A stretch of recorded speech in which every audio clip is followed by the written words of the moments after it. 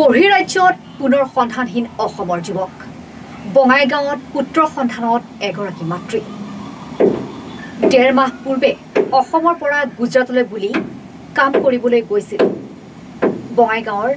বিকাশ বৰ্মন নামৰ এগৰাকী যুৱক এয়া দৃশ্যাংশ দেখিছে দুৰ্ভগীয়া মাতৃৰ বঙাইগাঁৱত পুত্ৰ অপেক্ষাত এগৰাকী মাতৃ বহিৰাজ্যত কাম কৰিব গৈ সন্ধানহীন বঙাইগাঁৱৰ যুৱক উল্লেখ্য যে ১.৫ মাহ পূৰ্বে জিলাখনৰ উত্তৰ শালমৰাৰ প্ৰথম খণ্ডৰ পূৰ্ণিমা বৰ্মনৰ জ্যেষ্ঠ পুত্ৰ বিকাশ বৰ্মন গুজৰাটত কাম কৰিব যায় কিছুদিন পূৰ্বে বিকাশে ৰেলেৰে নিজ গৃহমুখী হয় যদিও কলকাতা হাওৰা ৰেল ষ্টেচন আহি পোৱাৰ পিছত যোগাযোগ বিচ্ছিন্ন হৈ পৰে পৰিয়ালৰ সৈতে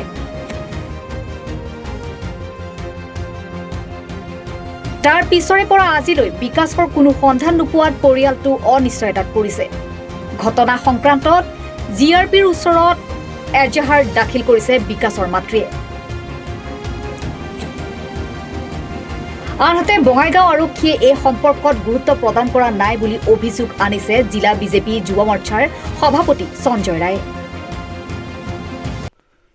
যোৱা পৰহি এই মাতৃগৰাকী যাৰ পুত্ৰ আজি কেইবাদিন ধৰি নিৰুদ্দেশ হৈ আছে এই মাতৃগৰাকীয়ে যোৱা পৰহি আমাৰ ঘৰত গৈছিল তো ঘৰত যোৱাৰ পিছত তেওঁ গোটেইখিনি কথা তেওঁ মোক জনালে অৱগত কৰিলে তাৰপিছত মই আমাৰ বঙাইগাঁও পুলিচ প্ৰশাসনৰ লগত যোগাযোগ কৰিলোঁ আৰু সকলোখিনি কথা জনালোঁ কিন্তু অতি দুখৰ বিষয় যে বঙাইগাঁও জিলা পুলিচ বিভাগ তথা বঙাইগাঁও জিলাৰ আৰক্ষী উপ অধীক্ষক এই বিষয়ে জনোৱা হৈছিল আৰু গোটেইখিনি কথা তেওঁলোকৰ আগত মই বৰ্ণনা কৰিছিলোঁ কিন্তু তেওঁলোকে কোনো ধৰণৰ মানে গুৰুত্ব লোৱা নাই সঁচাকৈ দুখজনক চাওক এই মাতৃগৰাকীৰ তেওঁৰ জ্যেষ্ঠ পুত্ৰ আজি মাতৃগৰাকীয়ে মানুহৰ ঘৰত কাম কৰি জীৱিকা নিৰ্বাহ কৰি আছে অতিকে দুখীয়া অতিকে দৰিদ্ৰ পৰিয়াল যাৰ কাৰণে নেকি তেওঁৰ পুত্ৰই আৰ্থিক দুৰৱস্থাৰ কাৰণে তেওঁ বাহিৰলৈ কাম কৰিবলৈ যাবলগীয়া হৈছিল আৰু তাত কাম কৰি ঘৰৰ অসুবিধা হোৱাত তেওঁ গুজৰাটৰ পৰা ঘৰলৈ আহি থকা সময়ত তেওঁ মাছ ৰাস্তাত আমাৰ হাওৰা ষ্টেচনত তেওঁ মাতৃৰ লগত শেষবাৰৰ বাবে কথা হৈছিল আৰু মাতৃক জনাইছিল যে মা মই ট্ৰেইনত উঠিলোঁ মই ভাত খাম এতিয়া অলপ পিছত কথা পাতিম তো সেই কথাই শেষ কথা আৰু তাৰপিছত তাৰ লগত কোনো যোগাযোগ হোৱা নাই তেতিয়াৰ পৰা মোবাইল ছুইচ অফ তেওঁ আজি কেইবাদিনো ধৰি কান্দি আছে তেওঁৰ নিজৰ বুকুৰ কুটুম তেওঁৰ ল'ৰা আজি হেৰুৱাইছে তো এইখিনি যাতে অলপ গুৰুত্ব সহকাৰে লৈ তেওঁ যাতে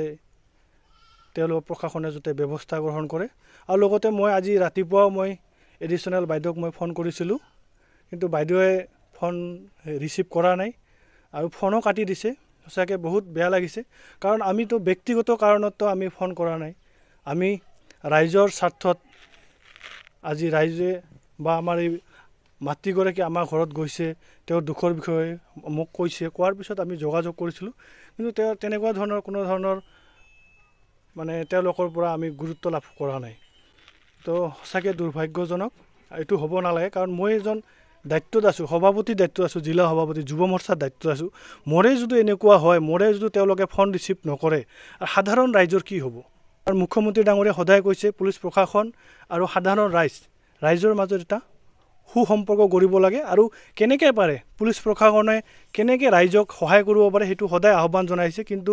কিছু বিষয়ববীয়া প্ৰশাসনে এই বিষয়ত গুৰুত্ব তেওঁলোকে লোৱা নাই তো এই বিষয়ত যদি গুৰুত্ব লয় সঁচাকৈ আমাৰ ৰাইজ তথা জনসাধাৰণ আমি পুলিচৰ প্ৰতি যি আস্থা আৰু বিশ্বাস থাকিব লাগে এইটো অটুট থাকিব আৰু যদি এনেকুৱা ধৰণৰ হয় যে সাধাৰণ পাব্লিকৰ লগত যদি পুলিচ প্ৰশাসনে এনেকুৱা ধৰণৰ ব্যৱহাৰ কৰে তেতিয়াহ'লে পুলিচ প্ৰশাসনৰ ওপৰত যি বিশ্বাস সেই বিশ্বাস ক'ৰবাত নহ'লে ক'ৰবাত হেৰাই যাব আমাৰ সকলোৰে শ্ৰদ্ধাৰ মুখ্যমন্ত্ৰী হিমন্ত বিশ্ব শৰ্মা ডাঙৰীয়াক অনুৰোধ জনাম যে মুখ্যমন্ত্ৰী মহোদয় আপুনি অলপ এই ক্ষেত্ৰত আমি বহুত সময়ত আমি দেখিবলৈ পাইছোঁ যে আমাৰ যি ট্ৰেইন বা যাত্ৰী ৰেল বহু সময়ত আমি বিভিন্ন ধৰণৰ ঘটনা আমি শুনিবলৈ পাইছোঁ। মুখ্যমন্ত্ৰী মহোদয়, আপুনি এই মাতৃগৰাকী বা আনৰ আৰু যাতে আমাৰ যাতে এনেকুৱা ল'ৰা ছোৱালী, অসমৰ ল'ৰা ছোৱালী যাতে হেৰুৱাব লগা নহয়, তাৰ কাৰণে মুখ্যমন্ত্ৰী মহোদয়ে কিবা ব্যৱস্থা ল'ব বুলি মই আশা কৰিছোঁ। আৰু আমাৰ জিলা প্ৰশাসন, বঙাইগাঁও জিলা প্ৰশাসনেও যাতে অলপ তৎপৰতাৰে এই মাতৃগৰাকীৰ ল'ৰাজন কি হৈছে, তেওঁ ক'ৰবাত মৃত্যু হৈছে নে তেওঁ হেৰুৱাইছে না তেওঁ প্ৰাণে কি একো আজি 10-15 দিনৰ পৰা আমি জানিব পৰা নাই। যাতে বঙাইগাঁও পুলিচ প্ৰশাসনে যাতে এই ক্ষেত্ৰত যাতে ব্যৱস্থা লয়, ল'ৰাজনক বিচাৰি উলিয়াই, তাৰ কাৰণে মই আহ্বান জনাইছোঁ। মানে মোৰ ল'ৰাটো গুজৰাট গৈছিল কামানি কৰবা, কাম পূৰা 1.5 মাস কাম কৰিছে, কৰিয়া তাই 15 তাৰিখতে ঘৰত আহিবা ধৰছে। তে সাৰা ৰাস্তাটো ভালে আহিছে, আহিয়া সিবাৰ মানে হাওৰা ব্ৰিজ পাল 20 তাৰিখত। 20 তাৰিখতে হাওৰা ব্ৰিজ আহিয়া 5টা বাজে নামছে, নামিয়া সিবাৰ মানে ট্ৰেইন চেঞ্জ কৰিব। 6টা বাজে টিকেট লৈছে, লৈয়া তাই ট্ৰেইনত উঠিছে, উঠিয়া সিবাৰ মোক ফোন কৰিছে, মা মই আৰ কি 6টা বাজাত ট্ৰেনত যাম আৰ কি। তো মই সিবাৰ কৈছোঁ, বাবা তই যে উঠছা ট্ৰেনত, কোন ট্ৰেনত উঠছা? তাই কৈছে যে মই গুৱাহাটী SPতে উঠছং আৰ কি, মই নিউ বঙাইগাঁও যে নামিম, কালি ৰাতিপুৱাই 9টা বাজাই নিউ বঙাইগাঁও পাম। সিবাৰ মই ক'লং যে ঠিকে আছে। সিবাৰ মোক কি কৈছে, মা আমাৰ ভোক লাগছে, মই ভাত খাম, যে বাবা খাই ল, সিবাৰ মোক ফোন কৰবি। সিবাৰ তো ফোন নকৰে, আৰ আধা ঘণ্টাৰ পিছত মই নিজে ফোন করলোঁ। ফোন করার পিছত মোবাইলটা সুইচ অফ, আজি লাগি সুইচ অফ, তার নিখোঁজ, মানে খবর সবর নাই। আর বিকাশ বর্মন গুজরাট কিবা কয় বেৰাবল। অকলে নহয়, গেছে তার লগতে বহুত মানুহ গেছে, উমি আছে, ওই নিজে একলা আইছে, লোক নাই। থানাত জানাইছোঁ, কিন্তু উমি তো গুৰুত্ব নিদিল। মই মানে জানা হিচাপত মুখ্যমন্ত্ৰী ডাঙৰীয়া বহুত ভাল ভাল কাম কৰি আছে। তে ওইটাই মানে অনুৰোধ জানাইছোঁ মুখ্যমন্ত্ৰী ডাঙৰীয়াক, যাতে মোৰ ল'ৰাটো বিচাৰি আনিয়ে দেয়। এইখিনি মোৰ ধন্যবাদ।